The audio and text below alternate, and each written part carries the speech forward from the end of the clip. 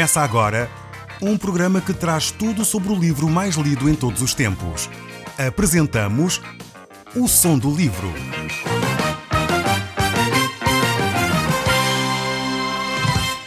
Seja muito bem-vindo. Neste podcast vai encontrar o livro mais conhecido e lido em todo o mundo. Vamos levá-lo numa viagem pela história da humanidade. Este é um audiolivro para si, para a sua família e sociedade em geral. Contextualização e comentários de Paulo Chaveiro. E nós hoje vamos continuar a analisar a vida de um homem tremendo, Jó. Nós estamos a aprofundar estes textos bíblicos e estamos a olhar para o sofrimento deste justo.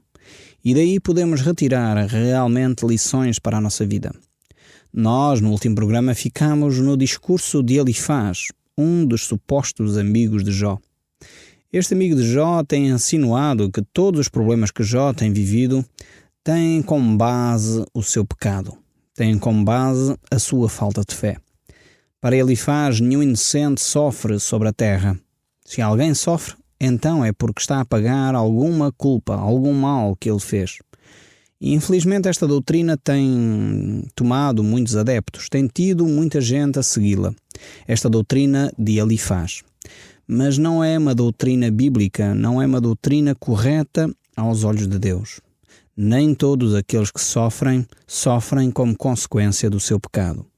É verdade que muitas vezes nós sofremos como consequência dos nossos pecados. Se nós tomamos uma decisão de mentir ao nosso patrão e fomos descobertos e somos despedidos, então o ser despedido é consequência de um pecado. Não vamos dizer que aí foi Satanás que efetivamente nos conduziu a uma situação dessas. Se nós roubamos alguma coisa a alguém e por isso temos que pagar por esse roubo, também não podemos dizer que estamos a sofrer porque Satanás está a fazer não sei o quê. É consequência do nosso pecado. Mas muitas vezes acontecem situações na nossa vida que não são consequência direta do nosso pecado.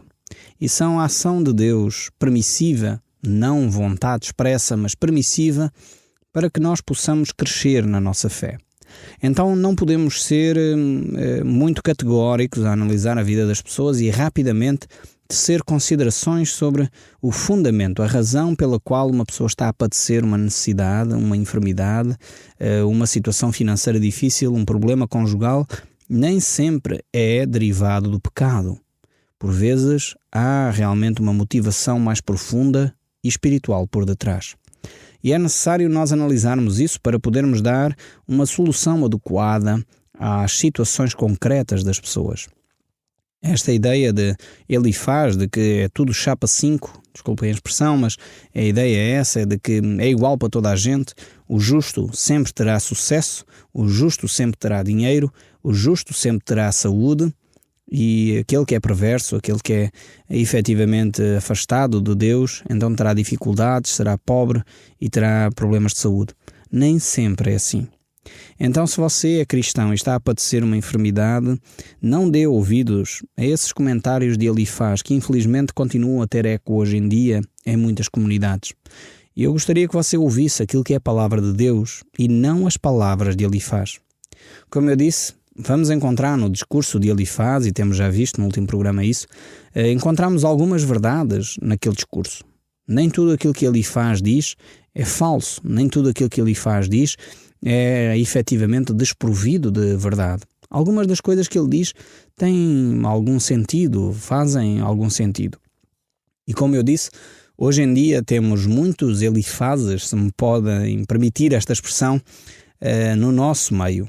Muitos deles até têm programas de rádio também e através deles propagam estas ideias de Elifaz, em que o justo nunca passa necessidade e Deus sempre tratará de todos os problemas financeiros, de todos os problemas de saúde que a pessoa está a viver. Há uns tempos atrás li um livro de um autor chamado Larry Greb e ele dizia que infelizmente o nosso problema da sociedade atual é que nós temos mais desejo de não sofrer do que vontade de crescer. Porque o sofrimento produz crescimento. E nós vemos isso na própria sociedade. Quando vemos uma criança que perde os pais ou que tem pais ausentes, rapidamente essa criança começa a tomar atitudes de responsabilidade. Muitas vezes, crianças com 7, 8 anos começam a tomar conta dos seus irmãos de 2, 3 anos e fazem um excelente trabalho, sendo crianças extremamente responsáveis. Eu não estou a dizer com isto que é correto fazer isso, mas verifica-se, efetivamente, que uma pessoa que passa por determinados sofrimentos na vida cresce mais rápido. É obrigado a isso. Infelizmente, muitas crianças deixam de ter infância por causa do sofrimento. Mas nós, adultos, queremos fugir ao sofrimento. E hoje em dia, tudo fazemos para que o sofrimento desapareça da nossa vida. Temos medicação para tudo, para tirar todo o tipo de dores, para que nós não possamos sofrer. E esse autor, o Larry Crabb, ele diz efetivamente que nós temos mais prazer ou temos mais desejo por não sofrer do que desejo de crescer. Porque o sofrimento efetivamente produz crescimento. E se nós amássemos crescer para ser à semelhança de Cristo, homens e mulheres humildes e mansos de coração, efetivamente poderíamos passar por situações difíceis que iriam moldar o nosso caráter para que ele efetivamente fosse semelhante ao de Cristo. Mas aqui este Elifaz disse exatamente o contrário, dizendo, não, de qualquer forma um justo, um homem reto aos olhos de Deus, nunca passa necessidade, não pode passar necessidade. E efetivamente essa é uma inverdade, portanto não está nas Escrituras isso. E se você é cristão e está a viver uma necessidade, está a padecer uma enfermidade, talvez Deus esteja a utilizar essa enfermidade ou essa necessidade para o levar para mais próximo de Deus, para o fazer crescer nesta fase da sua vida. É verdade que nós sabemos o final da história de Jó e isso nos anima a prosseguir, mostrando que Deus é um Deus de amor e mesmo as situações que Deus permite à nossa vida são para nosso crescimento, são para nosso benefício, ainda que na situação presente, ainda que na dificuldade, nós não entendamos esse benefício. O verso 7 deste capítulo 5 do livro de Jó prossegue este discurso e vamos ler então estas reflexões. Diz assim, mas o homem nasce para o enfado como as faíscas das brasas voam para cima. Ninguém pode duvidar que efetivamente no mundo nós estamos sujeitos à adversidade, à calamidade, à tristeza, à ansiedade, à perturbação. É só nós abrirmos o televisor, vermos as notícias, abrirmos os jornais e nós encontramos isso efetivamente no dia a dia. Tristezas, calamidades, incêndios, acidentes, guerras, rumores de guerras, tragédias, enfim, tanta desgraça nós encontramos ao nosso redor. E tudo isso está relacionado com os problemas que a raça humana terá de enfrentar. Cada um conhece o seu problema particular e muitos de nós conhecemos as causas desses problemas. Porém, não conhecemos as causas de todos os problemas, de tudo aquilo que acontece ao nosso redor. Nós não somos todos da mesma nação, não somos todos da mesma etnia, da mesma raça, da mesma cultura, não temos todos o mesmo sexo, não temos todos a mesma percepção da realidade, não temos todos a mesma educação e por isso mesmo as situações são diferentes para cada pessoa. Cada pessoa vive uma situação da sua própria maneira muito particular. Mas há uma coisa que todos nós podemos ter em comum. E essa coisa é o sangue de Cristo que foi derramado por si e por mim. Esse é o único que é válido para si e é o único que é válido para mim. Alguém costumava dizer que há únicas 3 coisas que nós temos certeza nesta vida. Uma delas é os problemas, a outra é a morte e a outra são os impostos. Efetivamente nós temos poucas certezas na vida, mas uma delas eu quero afirmar é esta. É que o sangue de Cristo nos purifica de todo o pecado. Nós podemos ter uma variedade tremenda de problemas. Os seus problemas de você que me está a ouvir são certamente diferentes dos meus. Aquilo que eu vivo como experiência diante de uma determinada situação certamente terá um impacto completamente diferente na sua vida. Mas isto difere porque nós somos diferentes, temos educações diferentes, temos maneiras de encarar o mundo diferente. Mas o sangue de Cristo continua a ser o mesmo. válido para si e válido para mim. É o único que nos pode trazer uma revelação real das situações que temos que viver e enfrentar. E por isso mesmo devemos olhar para esse sangue de Cristo que nos pode purificar e olhar para esse sangue de Cristo como o único que pode trazer solução para o seu problema específico, assim como para o meu também. Nós vemos que hoje o mundo procura evitar esta linguagem do sangue de Cristo, do sofrimento. O próprio Jesus Cristo, quando estava no nosso meio, ele nos apresentou uma opção. E a opção era tomar a nossa cruz e segui-lo. Tomar a cruz não é nada bonito, não é nada encorajador. Podemos pensar, mas a cruz era um símbolo de tortura. E Jesus está a dizer para nós tomarmos a nossa cruz e segui-lo? É verdade. A cruz de Cristo é efetivamente nós olharmos para Ele e perceber que devemos encarar as situações da vida de uma forma diferente. A cruz de Cristo não é o seu marido que lhe espanca, ou não é o seu marido embriagado, ou a situação difícil que está a encontrar no trabalho. Isso não é a sua cruz. A sua cruz é seguir a Cristo efetivamente, preservando os valores de Cristo, glorificando o nome de Deus através do seu dia-a-dia. O apóstolo Paulo disse: longe de mim estás a gloriar-me a não ser na cruz do nosso Senhor Jesus Cristo. E efetivamente nós devemos viver dessa forma, dessa perspectiva, percebendo que tomar a cruz de Cristo e segui-lo é tomar os seus valores, tomar o seu estilo de vida e viver dessa forma o nosso dia-a-dia. O verso 8 aqui do capítulo 5 do livro de Jó nos diz: quanto a mim, eu buscaria a Deus e a Ele entregaria a minha causa. O amigo de Jó fala aqui como se Jó não tivesse fé, ou como se Jó não buscasse efetivamente a comunhão com Deus. E mostra realmente que ele desconhece quem é Jó e desconhece quem é Deus. Elifaz, como eu já disse, é um desses homens que propaga uma fé que não tem respaldo nas Escrituras. Ele manifesta a Jó que se ele fosse efetivamente um homem de fé, não estaria a viver estas situações, não estaria a viver enfermidade, não teria perdido todos os seus bens. Eu quero dizer aqui de uma forma muito clara que Jó era um homem de fé e por causa da sua fé ele perdeu os seus bens, por causa da sua fé ele perdeu a sua saúde. Então eu sei que é um discurso que contraria muitos discursos que andam por aí, mas eu quero afirmá-lo porque ele é bíblico. Você pode estar a padecer uma situação de saúde que não encontra cura porque efetivamente ainda não chegou o momento para você crescer e por isso está nesse processo de crescimento. Deus está a utilizar essa situação para trazê-lo a um relacionamento diferente com Ele. E por isso mesmo era o que estava a acontecer aqui com Jó. Ele estava a viver estas situações difíceis e dramáticas porque elas iriam ser vitais para ele poder crescer e se tornar mais próximo de Deus, como nós efetivamente vemos no final deste livro. O verso 9 ainda prossegue.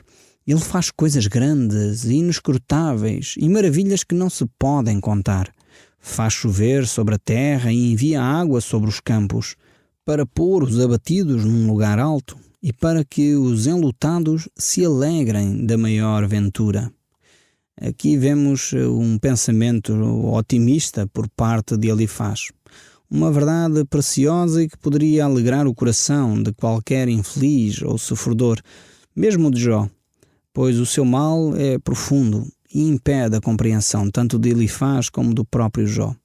Mas Elifaz prossegue nas suas argumentações, enfim, tanteando ver se encontrava um caminho para justificar, para dar resposta ao sofrimento de Jó. E é assim que ele prossegue no verso 12. Ele diz: ele frustra as maquinações dos astutos, para que as suas mãos não possam realizar os seus projetos.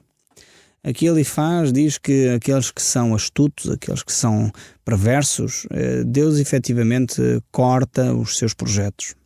Por um lado, isto é uma verdade, por outro lado, nem sempre é assim. Muitas vezes Deus permite que os injustos até alcancem os objetivos que eles tinham traçado. Se não for assim, certamente os jornais que nós temos hoje seriam bem diferentes daquilo que nós assistimos. Não haveria certamente guerras, não haveria roubos nem miséria, não havia tráfico de droga nem prostituição ao nosso redor, não havia escravatura de mulheres em lado nenhum. Mas o facto é que muitas vezes o perverso alcança os seus objetivos. Deus, na sua providência, permite que alguns desses homens continuem a existir. E o verso 13, ele diz: Ele apanha os sábios na sua própria astúcia, e o conselho dos que tramam se precipita. Então, aqui Elifaz está de facto a falar de coisas que não conhece, porque efetivamente a realidade não é bem assim. Ele tinha dito que iria falar da sua experiência, que iria falar daquilo que ele tinha visto, mas provavelmente este homem não tem os olhos bem abertos para a sociedade onde ele vivia. O versículo 14 ainda diz: Eles de dia encontram as trevas e ao meio-dia andam como de noite às apalpadelas. Porém Deus salva da espada que lhe sai da boca, salva o necessitado da mão do poderoso. Se por um lado verificamos várias vezes que Deus intervém e Deus salva efetivamente os seus, Deus não deixa que o injusto sempre prospere, por outro lado verificamos que há muitas vezes em que o injusto prospera, em que aquele que não teme a Deus alcança, pelo menos temporariamente, vitórias sobre as situações. Mas isso não faz com que nós não possamos interceder, orar. Porque a situação aqui de Jó requeria intercessão. Eu creio que se Elifaz e os seus amigos, em vez de terem feito aqui uma série de considerações que não têm fundamento escriturístico, não têm fundamento bíblico na sua totalidade, se eles tivessem orado, provavelmente teriam resolvido mais rápido o problema de Jó. O problema é que muitas vezes nós achamos que a oração é dispensável. Pensamos que não vale a pena orar, que não vale a pena interceder, que não vale a pena tomar tempo para falar com Deus sobre a situação que algumas pessoas estão a viver ao nosso redor. Se Elifaz e os amigos tivessem dedicado tempo à oração, a buscar a Deus, certamente ele não teria dito tanta barbaridade como nós vemos aqui nestes escritos. Mas ele continua, e o verso 16 ainda nos diz: Assim há esperança para o pobre, e a iniquidade tapa a sua própria boca. Bem-aventurado é o homem a quem Deus disciplina. Não desprezes, pois, a disciplina do Todo-Poderoso. Aqui encontramos finalmente uma verdade na boca de Elifaz, e é efetivamente: Deus ama e por isso ele disciplina. Agora Elifaz não percebia muito mais do que isto, e ele não sabia exatamente o que é que estava a dizer. Faz-me lembrar, às vezes, alguns preletores, alguns oradores que até dizem verdades sem se aperceber do que estão a dizer. Não sei se está recordado quando Jesus estava a ser julgado, lá o sumo sacerdote falou e estava a falar acerca de Jesus, e ele disse por um homem perecer para que salvasse toda a nação. E ele não sabia o que estava efetivamente a dizer, referindo-se e dizendo desta forma. E quando ele fala acerca da morte de Cristo, dizendo que mais valia um homem perecer e dessa forma salvar toda a nação, ele não estava a entender a profundidade das suas palavras. Aqui Elifaz também não entendia o que ele efetivamente estava a dizer. E o verso 18 ainda prossegue: Porque ele faz a ferida e ele mesmo a ata. Ele a fere e as suas mãos a curam. De 6 angústias te livrará e da 7ª o mal te não tocará. Na fome te livrará da morte, na guerra do poder da espada. Do açoite da língua estarás abrigado, e quando vier a assolação, não a temerás. Da assolação e da fome te rirás, e das feras da terra não terás medo. Aqui agora Elifaz faz uma grande consideração, enfim, uma palavra profética assim bastante enfática. A pessoa olha para isto e diz: uau, isto é mesmo tremendo, temos que agir assim com coragem e não ter medo de nada, avançar com força e coragem. Só que efetivamente as coisas nem sempre são assim. Por vezes nós ficamos atemorizados e necessitamos recorrer a Deus. E, efetivamente, devemos esconder-nos debaixo das boas asas de Deus, assim como ele diz no livro de Isaías, quando diz: como uma galinha tentei proteger os meus pintos debaixo das minhas asas, Assim Deus fez com o seu povo. E, efetivamente, Deus quer proteger a cada um de nós para que não vivamos de uma forma temorosa, com tudo, com medo de todas as circunstâncias. Devemos efetivamente estar convictos da proteção de Deus. E aqui, mais uma vez, ele deixa esta reflexão que nos faz ficar entusiasmados, percebendo efetivamente que vale a pena perseverar, vale a pena ficar debaixo da orientação de Deus. O verso 23 ainda prossegue: porque até com as pedras do campo terás a tua aliança e os animais da terra viverão em paz contigo. Saberás que a paz é a tua tenda, percorrerás as tuas possessões e nada te faltará. Saberás também que se multiplicará a tua descendência e a tua posteridade como a erva da terra. Em robusta velhice entrarás para a sepultura, como se recolhe o feixe de trigo a seu tempo. Eis que isto já havia inquirido, e assim é. Ouve-o e medita nisto para teu bem. Como vemos aqui, Elifaz até tem algumas considerações interessantes. Mas vejamos aquilo que Jó vai responder. Então Jó respondeu: ou se a minha queixa de facto se pesasse, e contra ela uma balança se pusesse na minha miséria, esta na verdade pesaria mais do que a areia dos mares. Por isso as minhas palavras foram precipitadas, porque as flechas do Todo-Poderoso estão em mim cravadas, e o meu espírito sorve o veneno delas. Os terrores de Deus se arregimentam contra mim. Zurrarás o jumento montês junto à relva? Ou mugirá o boi junto às suas forragens? Comer-se-á sem sal o que é insípido? Ou haverá sabor na clara do ovo? Aquilo que a minha alma recusava tocar, isso é agora a minha comida repugnante. Quem dera que se cumprisse o meu pedido e que Deus me concedesse o que eu anelo. Que fosse do agrado de Deus esmagar-me e soltar a sua mão e acabar comigo.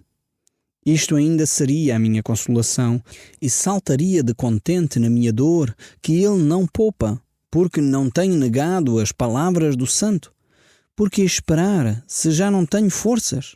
Porque prolongar a vida, se o meu fim é certo? Acaso a minha força é a força de pedra, ou de bronze a minha carne? Não! Jamais haverá socorro para mim. Foram afastados de mim os meus recursos. Ao aflito deve o amigo mostrar compaixão, a menos que tenha abandonado o temor do Todo-Poderoso. Meus irmãos, alivosamente me trataram. São como um ribeiro, como a torrente que transborda do vale. Aqui temos um homem sofrido, um homem de dor, um homem que está completamente desesperado, mas que ao mesmo tempo irá encontrar consolo para o seu sofrimento. Isso nós continuaremos a ver no próximo programa. O Som do Livro, uma produção da Rádio Transmundial de Portugal.